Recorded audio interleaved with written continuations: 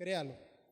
Yo sé que todos tal vez tuvieron una semana cansada de trabajo, de arduo trabajo, pero qué más importante que nosotros hoy estemos aquí adorando al Señor, dándole gracias al Señor, en medio de enfermedad, dolor, tristeza, angustia, aflicción.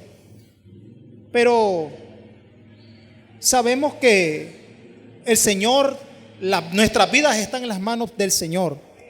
Y dice así, Apocalipsis capítulo 2, verso 8. La iglesia de Esmirna, o mensaje a la iglesia de Esmirna, o la iglesia perseguida, se le conoce también como la iglesia de la persecución. Dice así: y escribe al ángel de la iglesia en Esmirna, el primero y el postrero, el que estuvo muerto y vivió, dice esto: yo conozco tus obras y tu tribulación y tu pobreza, pero tú eres rico. Y la blasfemia de los que se dicen ser judíos y no lo son, sino sinagoga de Satanás. No temas en nada de lo que vas a padecer. He aquí el diablo echará a algunos de vosotros en la cárcel, para que seáis probados, y tendréis tribulación por 10 días. Sé fiel hasta la muerte, y yo te daré la corona de la vida. El que tiene oído, oiga lo que el Espíritu dice a las iglesias. El que venciere no sufrirá daño de la segunda muerte. Oremos. Padre, te damos gracias en esta mañana, te bendecimos. Hemos adorado tu nombre y te hemos exaltado, Señor. Ahora queremos escuchar de tu palabra. Aquí estamos, Señor, reconocemos nuestra condición delante de ti, que somos polvo y ceniza, somos hombres pecadores, débiles. Señor, que fácilmente, Señor, muchas veces declinamos, Señor, ante la adversidad. Nuestra fe, Señor, desfallece, titubea, Señor, nuestra fe. Pero sostenidos por las manos de un Dios, Señor, que aún no entendiéndolo por el beneplácito de su voluntad, nos escogió como sus hijos, nos formó en el vientre de nuestras madres. Y eres tú, Señor, ese buen pastor que iluminas nuestras vidas, que atiendes nuestras vidas, Señor, que sostienes nuestras vidas. Y hoy te pedimos una vez más, Señor, que tú nos hables a través de tu Espíritu Santo. Que tu Espíritu Santo, Señor, abra nuestro entendimiento, Señor, nuestro conocimiento, Señor, a través de tu palabra. Y hoy podamos salir fortalecidos, Señor. Hoy podamos seguir de este lugar, Señor, convencidos una vez más, Señor, de cuán grande es tu amor, cuán invencible es tu amor, que tú eres un Dios grande y poderoso y que estamos en las manos de un Dios que todo lo formó desde antes de la fundación del mundo. Todo lo planificó, todo lo estableció, de un Dios providente que no se le escapa nada, de un Dios absolutamente seguro, de un Dios en el cual podemos, Señor, poner toda nuestra seguridad y nuestra confianza, sabiendo que no importa, Señor, los mares embravecidos, vamos a estar en el puerto seguro, anclados a tu palabra, Señor. Por eso hoy te pedimos que tú nos ayudes en el nombre de Jesús, Señor. Amén y amén. Tome su asiento, hermano. Bien, vamos a hablar de la iglesia de Esmirna. Vamos a hablar un poco del contexto. El domingo pasado se estuvo hablando acerca de la iglesia de Éfeso. Fue la primera carta que fue dirigida a la primera iglesia. En el capítulo 1 del libro de Apocalipsis encontramos al último de los discípulos, llamado Juan, el discípulo amado se le conocía. Juan había sido el último que había quedado de aquellos 11 o 12, pues sabemos, pero que entre ellos estaba Judas, pero que sabemos todo lo que sucedió. Y habían quedado esos 11 discípulos, pero de todos ellos ya habían muerto. Y quedaba solamente Juan, ya era un anciano. Y había sido encarcelado. Y lo mandaron a una isla, la isla de Pasmos. Era una isla donde mandaban a los desterrados a morir. A todos aquellos que habían sido incriminados por algún crimen, algún delito. Y ahí llegaban a morir. No se sabía nada más de ellos. Y ahí mandaron a Juan. Quizás pensando de que los últimos días de Juan iban a que sí, y realmente pues Juan fueron sus últimos días. Pero qué interesante ver, hermano, que aunque la gente pueda desterrarte, la gente pueda olvidarte, incluso la gente pueda pensar lo malo, hacerte mal a ti, Dios es un Dios providente que siempre tiene un plan establecido sobre nuestras vidas. Y Juan llega a la isla de Pasmos para que ya muera, pero ahí recibió la revelación del Apocalipsis. Y la Biblia dice en el capítulo 1 que cuando Juan vio, dice, aquella visión donde vio al Hijo del Hombre en su gloria y en su esplendor, y se le da encomendado el mensaje de lo que va a suceder. Entre ellos, estas 7 cartas dirigidas a las iglesias del Asia Menor. Y es interesante ver, hermano, que la Biblia dice de que Juan, cuando vio la gloria del Señor, cayó postrado a sus pies, porque él sabía que no era digno. Y podemos remarcarnos al libro de Isaías capítulo 6. Usted se recuerda cuando el Señor llamó a Isaías. La Biblia dice, cuando Isaías vio a aquel serafín, cuando él lo vio, dice que tembló y le dijo: ay de mí, porque yo no soy digno, soy hombre de labios inicuos. Porque había visto la gloria del Señor y él sabía que era indigno y que merecía morir. Y nosotros hoy, hermanos, aludimos muchas veces. Usted ha escuchado que muchas veces en la iglesia aludimos controlar la gloria del Señor. A veces creemos que la gloria del Señor, y decimos que la gloria del Señor descienda. Hermanos, si la gloria del Señor descendiera sobre nosotros, nosotros fuésemos consumidos. Porque nosotros, hermanos, Él habita en la luz inaccesible, en las alturas. Él es un Dios totalmente santo. Y nosotros hoy decimos pedimos que la gloria de Dios, hermanos, descienda. Si descendiera la gloria de Dios, nosotros fuésemos consumidos. Porque nosotros, hermanos, simplemente nosotros somos personas que hemos sido justificados por el nombre de Cristo. Y es el nombre de Cristo y la sangre de Cristo la que nos da el acceso ante el Señor. Pero estos hombres eran hombres temerosos del Señor. Son hombres que temían a Dios realmente en sus corazones, que eran corazones piadosos, que sabían que la gloria de Dios, hermano, cuando un hombre era incapaz de ver la gloria de Dios porque caía muerto totalmente, reducido a polvo totalmente. Y nosotros hoy, hermanos, pensamos que la gloria del Señor muchas veces son gritos, brincos, escalofríos. Y eso no es la gloria del Señor. La gloria del Señor, la Biblia lo describe como el poderío, la potencia de Dios, el poder de Dios establecido en nuestros corazones a través del Espíritu Santo. Y entonces en el contexto, Juan se le encomienda escribir estas cartas. Y una de estas cartas va dirigida a Esmirna.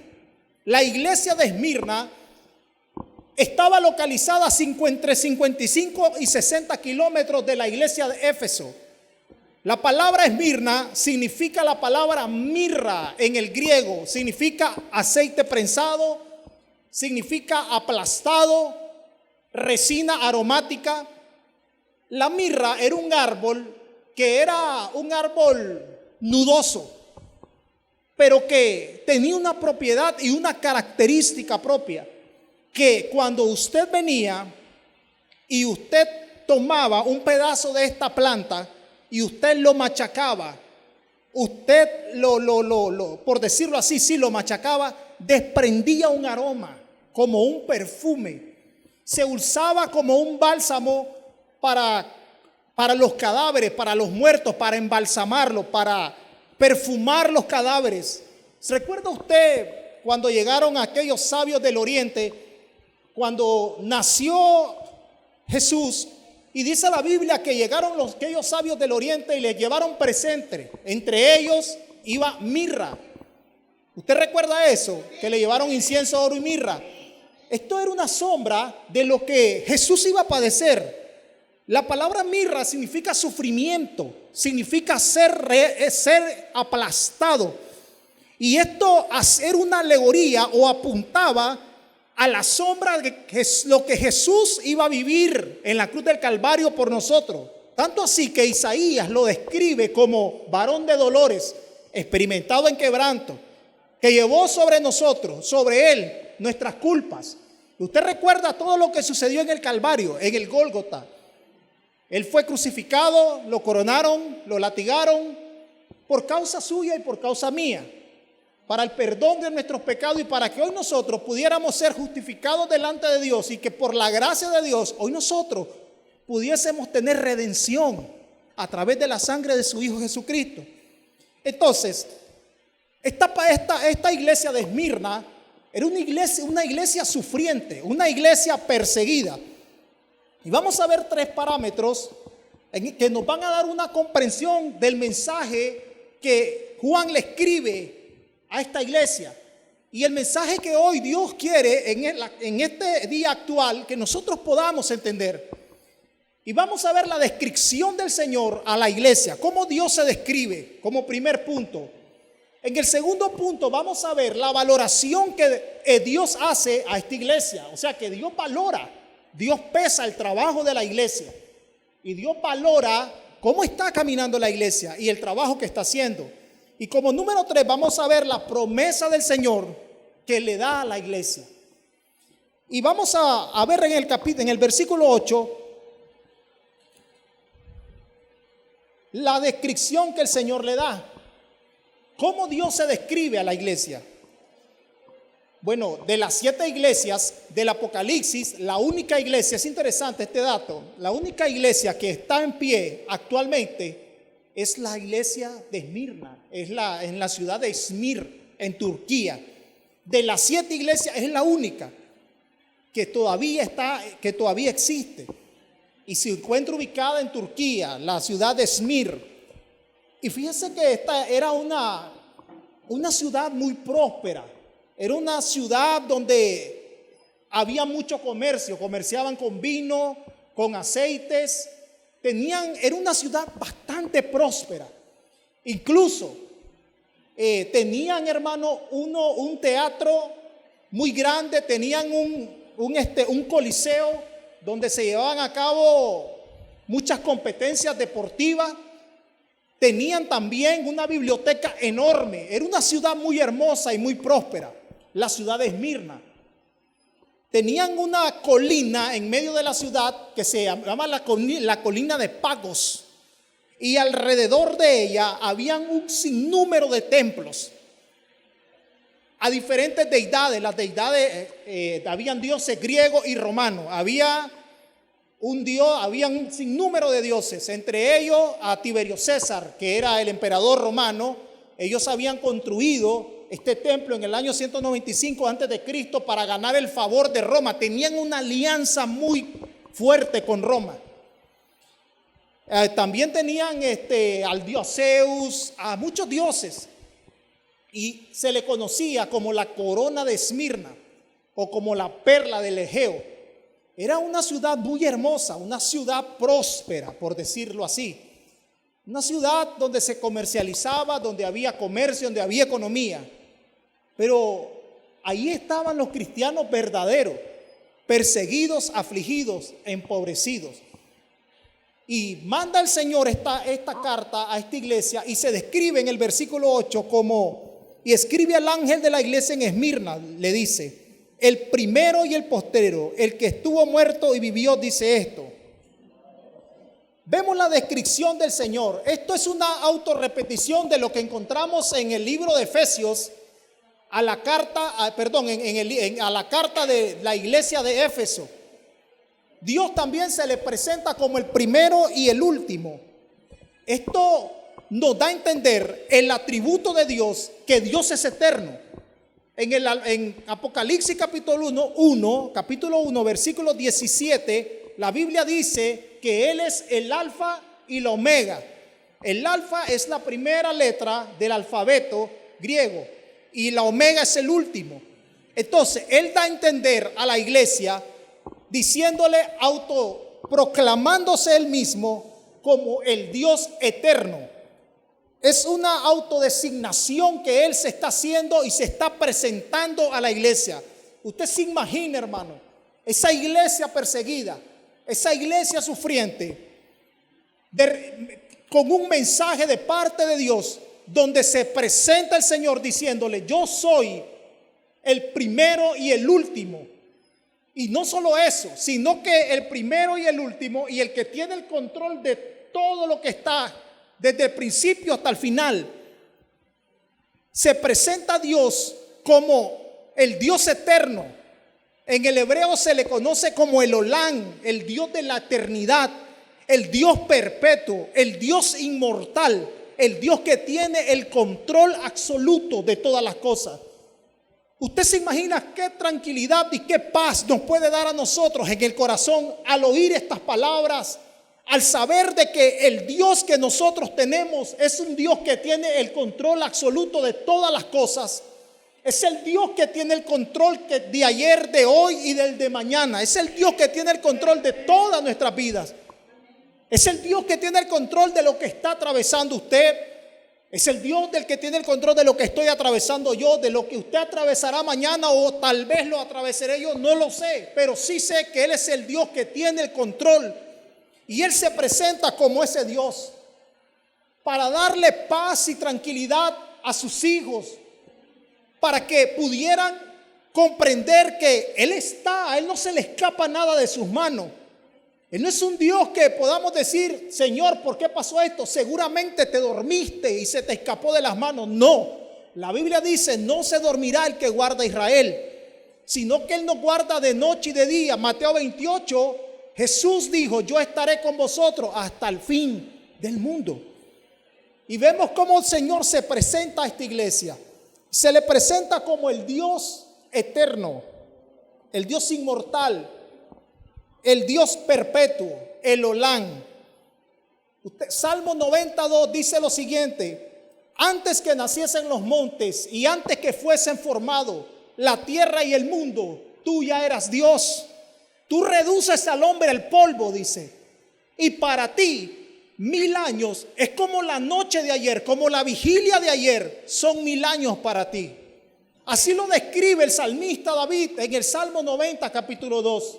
Isaías en el capítulo 57, verso 15 lo describe como el Dios altísimo, el que habita en las alturas, dice, el que habita en la eternidad y desde la eternidad. Y no solamente el que habita en las alturas, sino que también dice que el que habita con el quebrantado de espíritu. O sea que nuestro Dios no es solo un Dios que habita en las alturas, en los cielos, sino que es un Dios que habita con el quebrantado de espíritu, con el que está aquí en la tierra, el menesteroso. Él es un Dios cercano a sus hijos. Él es un Dios personal a nosotros. Él es un Dios que no desconoce nuestra situación. Él es un Dios que no desconoce tu sufrimiento. Ese es nuestro Dios, un Dios personal, un Dios cercano, un Dios en el cual nosotros podemos confiar. Aunque a veces, hermano, el sufrimiento, el dolor, el temor, la angustia te paralicen, pero Él recuerda a la iglesia que Él es el Dios eterno. Él nos recuerda hoy que Él es el Dios eterno, que Él formó los cielos y la tierra, que Él es el consejero de consejeros y que Él tiene todo poder y toda autoridad y que todo está bajo sus manos. Y así se presenta Dios. Esa es la carta de presentación que Él lleva a esta iglesia. Esa es la carta de presentación que vamos a encontrar en estas 7 iglesias. Yo soy el Dios eterno. Luego le dice: el que estaba muerto y el que vivió. Se presenta como un Dios vencedor que venció la muerte. Y yo encontré una palabra interesante, que la voy a leer porque es difícil, no me la aprendí. Y dice la palabra eugenetonecreo en el hebreo, en el griego, perdón. Y esto significa el que estuvo muerto y vivió. Eugenetonecreo significa el que fue muerto y asesinado por manos enemigas, pero que venció la muerte. Este elogio solamente se lo podemos atribuir al Señor. Este atributo solamente se lo podemos atribuir a Jesús. Él murió en carne, pero también resucitó en carne. Usted recuerda lo que dice 1 Corintios 15:55. ¿Dónde está, oh muerte, tu aguijón? ¿Y dónde está, oh sepulcro, tu victoria? Él es el Dios que venció la muerte. Él es el Dios, hermano, que se presenta a la iglesia como un Dios vencedor. Como un Dios que no se quedó, hermano, su cuerpo en el sepulcro, sino que a los 3 días, dice la Biblia, que resucitó. Y se presenta a la iglesia como el Dios vencedor para darnos la confianza de que ese Dios que nosotros adoramos es el único, hermano, que se ha levantado y que se levantará de la tumba. Es el único Dios vencedor. Han habido filósofos y pensantes que han muerto y han sucumbido y sus tumbas ahí están. Pero la tumba del maestro está vacía porque al 3er día resucitó como él lo había prometido. Por eso él es digno de darle la gloria y de darle la honra. Y así se presenta a Dios como el Dios eterno, como el Dios vencedor. Yo soy, le dice, el primero y el último. Yo soy el que estuve muerto, pero que vivió. Un Dios cercano a nosotros. Un Dios personal a nosotros, a nuestras necesidades. En el verso 9 se presenta Él con una evaluación a la iglesia. Cada una de estas iglesias fueron evaluados por la lupa de Dios. Y Él se presenta a la iglesia en el versículo 9 y le dice: yo conozco tus obras. Esta palabra conozco significa que Él tenía un conocimiento perfecto de todo lo que estaba aconteciendo en la iglesia. Que Él tenía toda la información totalmente veraz de lo que estaba aconteciendo. Usted ha oído esa expresión en algunos canales de televisión cuando dan las noticias que dicen que la noticia es veraz, pero no es cierto. Porque muchas veces dan noticias que no son ciertas. Pero en esta ocasión sí podemos ver que el conocimiento que Dios está teniendo de la iglesia es un conocimiento veraz. Yo conozco, le dice, yo sé, tengo toda la información de todo lo que está pasando y atravesando. Él tenía toda la información perfecta de las necesidades que esta iglesia estaba pasando, de las necesidades espirituales, de las necesidades económicas, de todas aquellas cosas que tenían necesidad. Sabe que usted, antes que usted venga al Señor, usted venga en oración y usted ponga delante de Dios su necesidad, Dios ya la conoce y Dios ya la sabe. El Salmo 139 dice: tú conoces mis caminos. La palabra aún no ha salido de mi boca cuando tú ya la sabes. En el Salmo 139 vemos la omnisciencia de Dios, el conocimiento amplio que Dios tiene sobre sus criaturas, el conocimiento amplio que Dios tiene sobre los creyentes. Él conoce las necesidades. La Biblia así lo describe. Y el salmista sigue escribiendo y dice: ¿dónde me esconderé de ti y a dónde huiré de tu presencia? Si subiere a los cielos, ahí estás tú. Si bajare a las profundidades de la tierra, ahí estás tú. Si me fuera a los mares, ahí estás tú. Si me vaya donde vaya, ahí estás tú. Porque Dios conoce todas nuestras necesidades. Usted conoce, acuerda cuando Natanael, Jesús venía caminando y de repente venía Natanael y Jesús lo vio. Y Jesús le dijo: he ahí un verdadero judío, hijo de Abraham. Y la gente se preguntó: ¿cómo ¿Y cómo sabe este? ¿Y cómo lo sabe? Y Jesús le dijo: antes que naciese te conocí. Desde que estabas debajo de la higuera, creo que estaba en una higuera, creo que tomando sombra, ¿verdad? Sí, te vi. Porque Él es un Dios que no va a tientas ni a ciegas como nosotros. Él no es un Dios al azar, no. Él es un Dios soberano. Él es un Dios, hermano, que tiene todo bajo su control y su dominio. Un Dios providente, que no se le escapa nada. Y entonces Dios evalúa a la iglesia y le dice: yo conozco, yo tengo el amplio conocimiento Yo tengo toda la información de lo que estás pasando. Yo conozco tus obras y tu tribulación.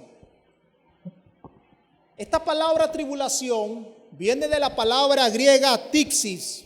Significa literalmente aflicción, angustia, estrechez, persecución. El Señor claramente conocía lo que la iglesia estaba pasando. Nuestro Dios es un Dios que no se duerme. Usted recuerda la historia en Primera de Reyes capítulo 18 cuando Elías subió al monte Carmelo y juntamente con él subieron los 450 profetas de Baal y los 450 profetas de Acera. Y usted recuerda que entonces el desafío era, bueno, veremos que el Dios que responde, ese será Dios en Israel, el Dios que conoce. Y la Biblia dice, narra la historia, la narrativa cuenta de que los profetas de Baal comenzaron a hacer sus rituales, sus sacrificios, empezaron a flagelarse, empezaron a gritar, empezaron a hacer tantas cosas, pero no había respuesta. Y Elías le decía, quizás está dormido, quizás salió, pero nuestro Dios no es un Dios que se duerme, es un Dios que tiene la respuesta a nosotros, porque la Biblia dice que cuando Elías ofreció sacrificio a Dios, Dios respondió a través de consumir el holocausto, a través del fuego. Porque nuestro Dios no es un Dios que desconoce nuestra situación.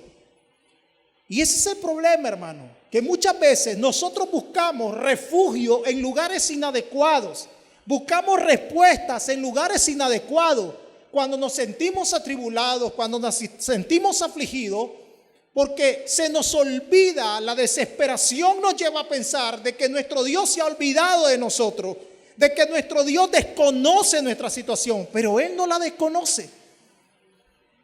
Antes que suceda cualquier cosa que pueda suceder a nuestra vida, Dios tiene el conocimiento pleno en su presciencia o preconocimiento de todas las cosas, porque todas las cosas fueron creadas por Él y para Él, dice la Biblia.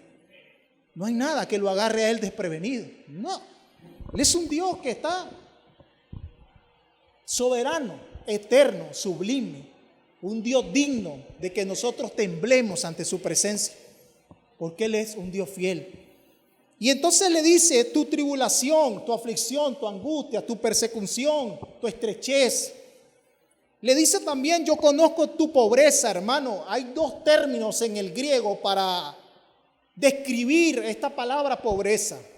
La primera era, bueno, que usted tenía bienes, pero sus bienes o su medio de vivir eran escasos, pero sí los tenía. Pero la aplicación para esta iglesia, ese segundo concepto, y que eran personas que no tenían totalmente nada. Eran personas que carecían totalmente, que en extremo dependían de las limosnas de los demás. Dependían de la limosna de los demás. ¿Por qué? Porque era una iglesia perseguida, afligida, atribulada. Era una iglesia, hermano, de que el emperador, le voy a decir el nombre, aquí lo escribí, Domiciano. Había un emperador llamado Domiciano y este emperador había dado un edicto, y el edicto era el siguiente: que usted tenía que ofrecer sacrificio con incienso en el altar al emperador y tenía que decir Ave César Tiberio al emperador. Obviamente que los cristianos genuinos, creyentes, no lo iban a hacer. Porque si encontramos algo en la Biblia es que los verdaderos creyentes no se postran ante dioses ajenos. Lo podemos ver con Sadrach, Mesach y Abednego. La Biblia dice de que no se postraron ante la estatua de Nabucodonosor. Podemos verlo con aquel joven llamado David, que cuando se enfrentó al gigante llamado Goliat, él estaba dispuesto aún a dar su vida por defender a su pueblo. Y entonces estos creyentes lo que era común era que una vez al año, si usted vivía en esa ciudad de Esmirna, usted tenía que ir de César Tiberio, del emperador, y usted tenía que ofrecer sacrificio, usted tenía que tirar incienso, y le daban un certificado, y ese certificado le servía para que en todo ese año usted pudiera tener trabajo, usted pudiera comercializar, usted pudiera comprar, usted pudiera trabajar, usted pudiera hacer esas cosas. Pero si usted no lo hacía, el edicto del rey era que lo mataran. Entonces, esta iglesia, por eso era una iglesia perseguida, por eso era una iglesia que tenía que huir, por eso era una iglesia que económicamente tenía limitantes. Y la Biblia dice: yo conozco tu obra y tu tribulación y tu pobreza. Eran pobres en extremo, pero tú eres rico. Esta iglesia, a pesar de que económicamente, hermano, tenían limitantes, eran ricos. Qué contraste, ¿verdad?, con la iglesia de hoy, por la confusión que hoy tenemos. Y qué contraste, porque ellos vivían en una ciudad rica económicamente. Esmirna era una ciudad potentuosa económicamente, desarrollada económicamente. Pero ahí había un pueblo de Dios, una iglesia pobre y perseguida. ¿Qué dirían, digo yo, los del evangelio de hoy de la prosperidad? ¿Cómo catalogarían esta iglesia? Yo no veo ningún reproche de parte de Dios a esta iglesia. Veo un elogio de parte de Dios hacia ellos. Pero hoy encontramos que el evangelio de la prosperidad, engañadores, lobos rapaces, mercaderes del evangelio, que lo que quieren es trasquilar a las ovejas. Y hoy encontramos que la gente te dice que si tú eres hijo de Dios, tienes que vivir como un hijo de Dios. Que si eres real sacerdocio y nación santa, entonces tienes que vivir prosperado, bendecido y en victoria, dicen. Ellos hubiesen descalificado esta iglesia, pero Dios no la descalificó, Dios la elogió. ¿Qué dirían estos que hoy dicen decreta y se hará? ¿Qué dirían estos que hoy dicen la confesión positiva, que yo tengo el poder para confesar y decretar y las cosas van a cambiar? Yo tengo el poder para reprender la pobreza, la miseria y decirle: sal fuera de mi vida, y que venga la abundancia y venga la prosperidad. Pero vemos a esta gente que murió pobre, pero la Biblia los llama ricos en abundancia espiritualmente. Qué contraste, ¿verdad? Lo que encontramos hoy en día a lo que encontramos en la palabra de Dios. Usted recuerda en Lucas 16 la parábola de el rico y Lázaro, que la Biblia dice que el rico todos los días tenía banquete y Lázaro estaba afuera, enfermo, pobre, mendigando, suplicando, y dice que comía de las migajas que sobraban. Pero cuando este hombre murió, se fue al seno de Abraham. Y aquel rico murió y se encontró en el Hades. Por eso es que nosotros, hermanos, no podemos evaluar, no podemos medir la vida espiritual por las cuentas que usted tenga en el banco, por sus bienes materiales. No puede medir su vida espiritual. Nosotros hoy, hermanos, creemos que la gente dice: yo estoy bien con el Señor porque yo tengo carro, yo tengo casa, yo tengo cuenta, yo tengo aquel. Pero no le habla al vecino, odia a su hermano, tiene rencor, resentimiento en su corazón, pero están bien. Porque nosotros siempre lo que vemos, lo exterior, pero esta gente no gozaba de esos bienes. Pero el Señor los califica y les dice: pero tú eres rico. Tú eres rico. Eran personas elogiadas por el Señor, aprobadas por Dios. Hermanos, hoy vemos en la iglesia que se le da, hermano, eminencia. La gente quiere eminencia, reconocimiento a las iglesias. Por eso hay gente que se va de las iglesias, porque como no tienen el reconocimiento, la eminencia que ellos buscan, ellos se van. Porque no están dispuestos a ser doulos, siervos.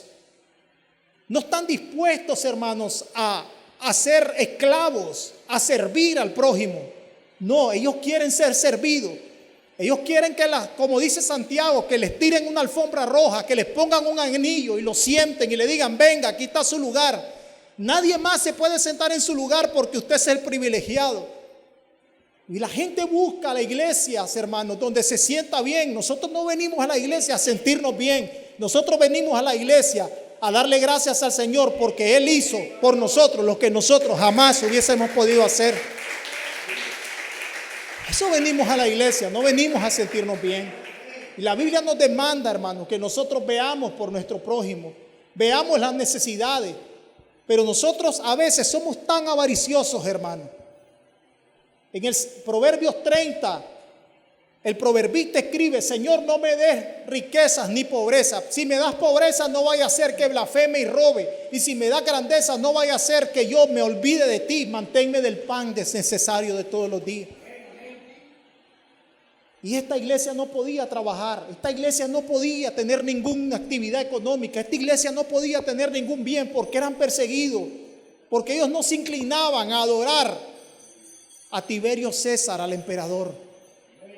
E incluso eran perseguidos por los mismos, sigue diciendo, y la blasfemia de los que se dicen judíos, por los mismos judíos que estaban en aquella región, que eran perseguidores de la iglesia, que eran judaizantes aférrimos, que querían agradar a Dios por sus obras y sus ritos. Usted recuerda en Juan 8 cuando Jesús les dijo, ustedes sois de vuestro padre el diablo, y ellos le dijeron, nosotros somos hijos de Abraham, del linaje de Abraham. Si fueran de hijos de Abraham, les dijo Jesús, harían las cosas que Él los manda. Y eran perseguidos por ellos, eran calumniados, blasfemados. Esta palabra blasfemar significa que ellos eran calumniados por ellos. Ellos que hablaban mal de ellos, los calumniaban para que los persiguieran, para que los mataran. Entre las calumnias que habían era que ellos los tenían como personas caníbales, porque ellos decían ellos oían que cuando los cristianos se reunían, ellos hablaban del cuerpo, que comían el cuerpo y la sangre del Señor. Entonces ellos creían, o ellos denunciaban, hacían esta denuncia como que eran caníbales. Ellos los denunciaban como que hacían cultos lujuriosos y cultos y orgías, porque ellos escuchaban de que había un amor ágape que inundaba la iglesia. Ellos los calumniaban como divisores, porque ellos decían que cuando alguien se hacía cristiano, entonces se apartaba la familia de ellos. Ellos los calumniaban como ateos porque no tenían estatuas, no tenían otros dioses como los tenían ellos. Como ellos tenían sus imágenes, sus estatuas y adoraban a sus imágenes, pero los cristianos no. Entonces los calumniaban como gente atea. Ellos los calumniaban también como traidores porque decían, ellos no se inclinan y no ofrecen sacrificio al emperador. Ellos no ofrecen el sacrificio, ellos no comen el incienso en el templo a Tiberio César como lo hacemos nosotros. Y por eso eran perseguidos esta iglesia. Y vemos al Señor pendiente de esta iglesia totalmente. Y vamos a ver la promesa del Señor en el versículo 10 y 11. El Señor termina esta carta de 4 versículos dirigida a esta iglesia diciéndoles lo siguiente: no temas en nada de lo que vas a padecer. Imagínense, Dios le da una advertencia: no temas de nada de lo que vas a padecer. Esta iglesia estaba sufriendo, pero sin embargo Dios le advierte que no tema porque va a venir más sufrimiento sobre ella. ¿Cómo reaccionaríamos nosotros? ¿Qué haríamos nosotros? ¿Cuál sería nuestra respuesta ante las palabras del Señor diciéndonos que si tal vez yo estoy sufriendo y me dice va a venir más sufrimiento, ¿qué clase de Dios eres? No eres un Dios de amor, no, que todo lo que he hecho te va, mejor estaba en el mundo, mejor estaba allá, como dijeron los israelitas, mejor estábamos allá sirviendo a los egipcios. Así reaccionamos nosotros, porque se nos olvida que nuestro Dios es un Dios soberano, un Dios providente, un Dios que tiene el control de todo. Y entonces Dios le dice, están sufriendo, pero va a venir más persecución, va a venir más sufrimiento. Tanto así que le dice, he aquí, el diablo echará a algunos de vosotros en la cárcel para que seáis probados. Y la cárcel no era como es hoy, hermano. Usted hoy ve en la cárcel, yo le voy a decir, a veces yo he conocido gente que yo conozco, amigos, pues, o sea, que han estado presos y que entraron a la cárcel, eran flacos, delgados y ahora están gordos. Y yo digo, a la grande, y ahí comen, pasan comiendo ahí. La cárcel no era así. La cárcel en aquel entonces era que te tomaban, te apresaban y te iban a enjuiciar, y lo más probable es que te iban a matar. Cuando a alguien era encarcelado, ya su pena de muerte, ya su cabeza estaba colgada. Dios les está diciendo, van a morir entre vosotros, van a haber los que van a encarcelarlo. Imagínense ahorita, si nosotros todos los que estamos aquí, viniera alguien y dijera, si niegas el nombre de Cristo, te vamos a encarcelar y te vamos a matar. ¿Cómo reaccionaríamos nosotros? Yo estoy seguro que si la gracia de Dios en ese momento no fortalece nuestras vidas, nosotros titubeamos. Si no es por la gracia de Dios, el dominio propio del Señor, que se empodera de nosotros, de nuestro espíritu, que vivifica nuestro espíritu para decir como esos hombres, no negaremos a nuestro Señor. Estoy seguro que muchos de nosotros titubearán. Si muchas veces con solo en el trabajo que te digan, haz esto, que es algo que no es apropiado, o te despedimos, titubeamos. ¿Cuánto más con la vida? Pero gloria a Dios, porque el Señor conoce y tiene el control de todos nosotros. Y el Señor le dice, no tengas temor. Y tendréis tribulación por 10 días, sé fiel hasta la muerte y yo te daré la corona de vida. Jesús, usted recuerda en Juan 16:33, Jesús le dice, estas cosas os he hablado para que en mí tengáis paz. En el mundo tendréis aflicción, pero confiad, porque yo he vencido al mundo. Jesús siempre le advirtió, siempre le dijo a sus discípulos el sufrimiento que era necesario que iban a padecer. Recuerden Lucas 12, cuando el Señor dijo, no teman al que puede matar el cuerpo, sino que teman al que puede matar el cuerpo y luego echar el cuerpo, luego echarlo en el infierno. No teman al que puede matar el cuerpo. Y vemos a una iglesia perseguida, sufrida, angustiada, pero aprobada por Dios. Aprobada por Dios. Hoy nosotros que decimos, el hermano seguramente está pasando esa penuria porque quién sabe qué pecado cometió delante de Dios y entonces. Y no sabemos y juzgamos la vida espiritual de las personas por lo que vemos que ellos tienen. Y vemos al que tiene y decimos, ese sí está bendecido por Dios. Pero el que apruebe y el que desapruebe es el Señor.